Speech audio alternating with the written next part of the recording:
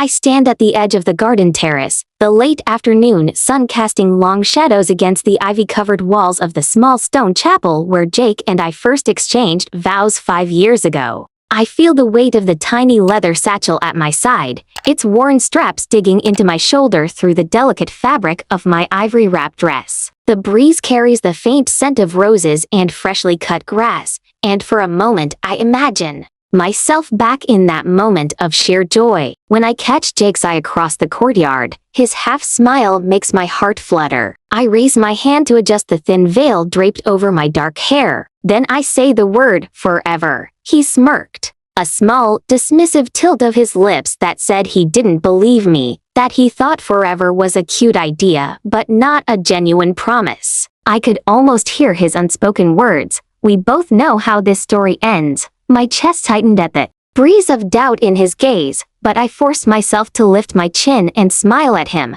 as though I carried no secrets. It was the same smile I wore when we stood under a sputtering street lamp on a rainy October evening, soaked through but ecstatic, clutching coffee-stained napkins with our City Hall vows scrawled in hurried handwriting. Back then, I believed in us without hesitation, dreaming of a life that would unfold gracefully, day by day, side by side. Over the last year, however, the edges of that dream had begun to fray. I found myself waiting for him to come home each night, only to check my phone and see a new message lit by his name, then delete it before I even opened it. His laughter had grown hollow, like a distant echo in our once joyful apartment. He started staying late at the office, swearing the overtime would pay for our future. But I suspected those fluorescent-lit conference rooms held more than just spreadsheets. Friends asked if everything was okay, and I lied, insisting I was fine, that we were fine. All the while, I clutched this old satchel because I knew what was inside could change everything.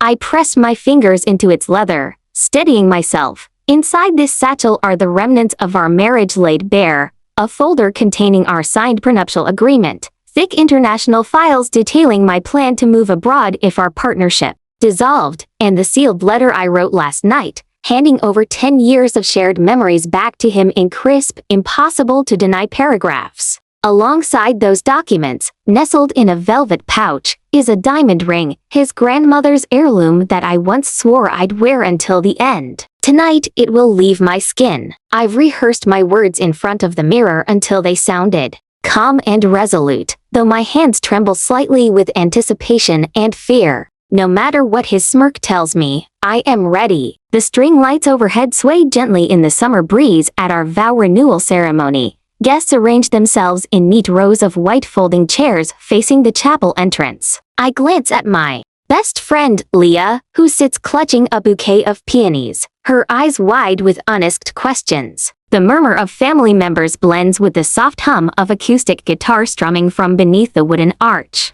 Lavender petals are scattered along the grass, and a melody floats through the air. My father, his suit jacket slightly too big, gives me a proud nod, unaware of my hidden purpose. Beyond the velvet ribbon marking off the aisle, Jake stands at the altar, his posture relaxed, hands in his pockets to casual, as if he expects a routine exchange of vows rather than a reckoning. My heart flutters as the officiant lifts her gaze toward me. I step forward, the gravel crunching under my heels, and inhale the summer air, tasting the humidity and the mingled scents of roses and sandalwood. I feel Leah's hand brush against my sleeve, a silent gesture of solidarity, and I squeeze back. Memories wash over me. Our first apartment in Queens, cramped but cozy. The nights we danced barefoot in the living room. The mornings we shared cereal and stale jokes. Yet alongside those joys, I recall the nights spent alone, staring at an empty doorway, wondering which lies he whispered into his phone. The satchel swings against my hip,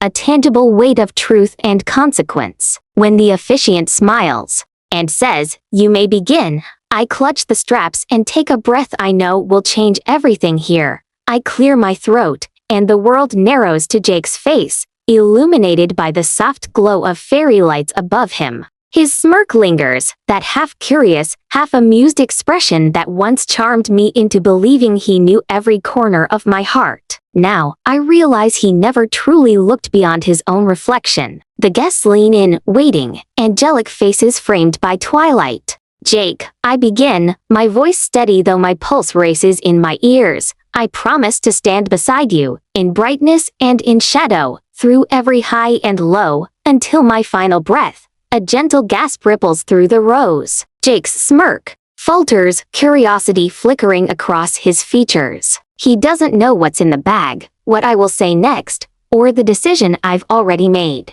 I take a moment, letting the expectant hush settle around me before I reach down and unclasp the satchel. The leather flap lifts with a soft creak that seems impossibly loud in the stillness. Guests shift in their seats. Leah exhales sharply. Beside me, Jake's brow arches as he follows my hand inside the bag. I withdraw the velvet pouch first, holding it up so the sunlight catches the diamond's facets. A murmur ripples through the crowd. My fingers brush the ring's cool surface, his grandmother's legacy, and I press it between my thumb and forefinger, feeling its weight hint at all we once vowed. Then I set it on top of the bag, an unspoken promise of what's to come. Next, I pull out the manila folder, edges soft from handling, and clear my throat again. Inside this folder, I say, holding it aloft, are the documents that define what forever meant to each of us. There's our prenuptial agreement, signed in good faith when we thought love alone would carry us onward. There's a plan I drafted months ago, outlining the steps I'd take to rebuild my life if I had to walk away.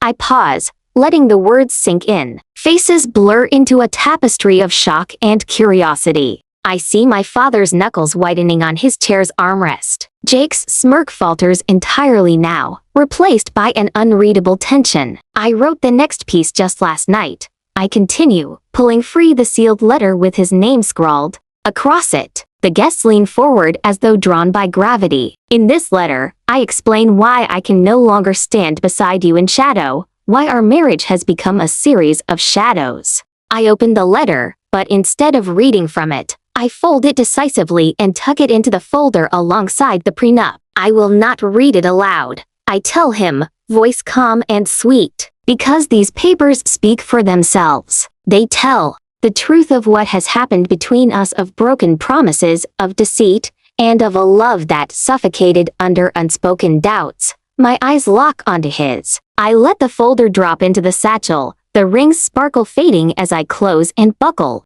the bag shut. Jake's hands flex at his sides. His jaw tightens. A soft sob rises from the front row. My mother. Leah grips my sleeve. I lift my chin and smile at Jake one last time. So when I said forever, I meant this moment as much as I meant our vows, a moment of absolute honesty. I turn and walk away from the altar toward the chapel doors, every step a declaration of my resolve. Gravel crunches underfoot, and the lingering scent of roses follows me as I pass rows of white chairs and a stunned congregation. Jake remains frozen beneath the arch of fairy lights, an image I will carry with me into whatever comes next. The afternoon light slants downward, and I step into the chapel's cool shadow, closing the door softly behind me. Chapter 1 ends in the hush of anticipation, the promise of change echoing in every heartbeat.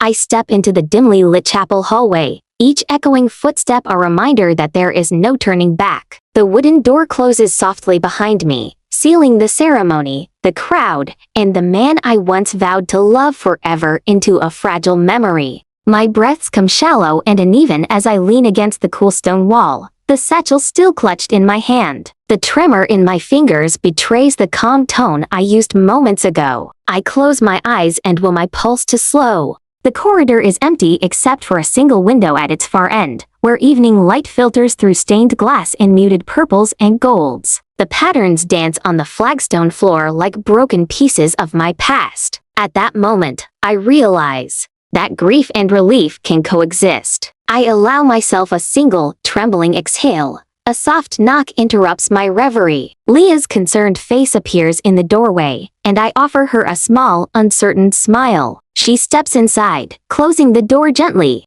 Behind her, "Are you okay?" she asks in a voice I barely recognize as my own. I press my lips together against the urge to burst into tears. I whisper, brushing a strand of hair behind my ear. She reaches out and takes the satchel, easing it from my grip. Come on, let's get out of here. I nod. And together we walk toward the exit, the whispers from the sanctuary dissolving behind us. Outside, the air is cooler than I remember, carrying the promise of evening rain. The guest chairs stand abandoned on the lawn, their white backs stark against the darkening sky, and the fairy lights shimmer above like silent witnesses. Leah leads me to her car, parked under a canopy of oak trees at the edge of the chapel grounds. We settle into the front seats in companionable silence. I grip the steering wheel until my knuckles whiten. Where to? She asks. I glance at her, her face lit by the dashboard glow. My apartment, I say, and start the engine.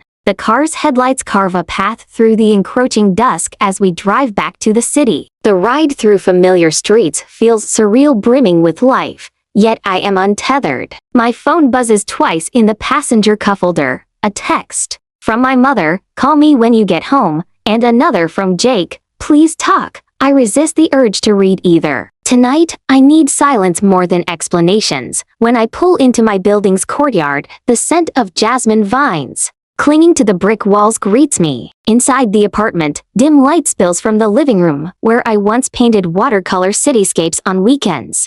I cross the threshold and pause, scanning the empty rooms that chronicle our life together, the love seat with its threadbare corner, the bookshelf teeming with both our favorite novels, the kitchen island where we shared Sunday pancakes. The absence of his presence echoes louder than his very voice ever did. I climb the stairs to my bedroom, satchel in hand again, and set it on the bed. I unzip the main compartment and tilt it, letting the contents spill onto the crisp white sheets, the ring, the folder, the letter. They look alien in the stark lamplight. I sit on the edge of the mattress and cradle the velvet pouch that once held a symbol of our union. A pain blooms behind my eyes, but I refuse to give it power. Over the next 24 hours, I navigate a blur of well-meaning calls, sympathetic texts, and concerned voicemails. My mother's words thread between guilt and worry. Please find a way to reconcile. My closest friends rally around me. Delivery meals arrive at my door, handwritten notes slip under it, and late-night visits bring wine and tissues. Each gesture reminds me of the life and love I still have outside that vow renewal. By midnight, I find myself in my studio, alcohol inks swirling across a canvas in shades of midnight blue and sunrise orange. The painting emerges as a storm, breaking open to dawn, chaotic, raw, yet hopeful. My fingertips stain with pigment, and I realize this is the first time since our engagement that I am allowing myself to create for myself alone. 2 days later, I sit in a local coffee shop, the satchel tucked beneath my chair. Steam curls from my cappuccino as I scroll through job postings on my laptop. Before marrying Jake, I had built a career as an urban planner, drafting proposals to revitalize neglected neighborhoods. But in the complacency of marriage, I set aside my passion to support his corporate ambitions. Now, I feel a flicker of that old fire. My missives to former colleagues offering my services on a freelance basis receive encouraging responses. One reply stands out: an invitation to consult on a community garden project in Brooklyn. The prospect of Ray engaging with my purpose sends a thrill through me. Outside, the hum of the city resonates, and for the first time in months, I feel connected rather than adrift. That evening, I meet with my therapist, Dr. Morales, whose downtown loft office overlooks a brick-lined courtyard. I unpack the satchel's contents on her polished coffee table, laying out the ring, the folder, the letter. She listens as I recount the vow renewal and my decision. Her calm presence allows me to acknowledge the torrent of emotions: grief for the life I thought I'd have, relief at escaping deception, fear of loneliness. When I finish, she leans forward. You honored your truth, she says. That courage will guide you now. I nod, swallowing hard. Her words feel like a benediction. In the days that follow, I reclaim ordinary routines. Morning runs along the East River,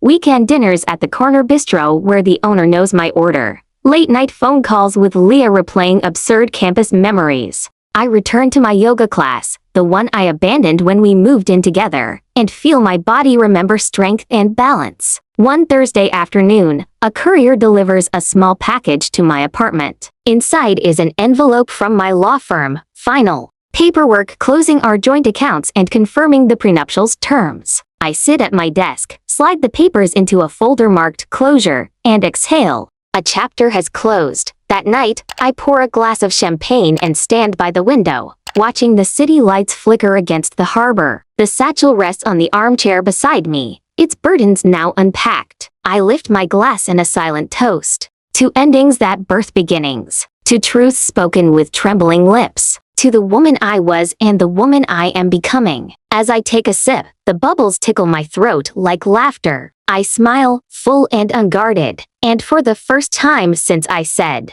forever, I feel its possibility. Chapter 2 ends not with a door closed, but with one opening wide.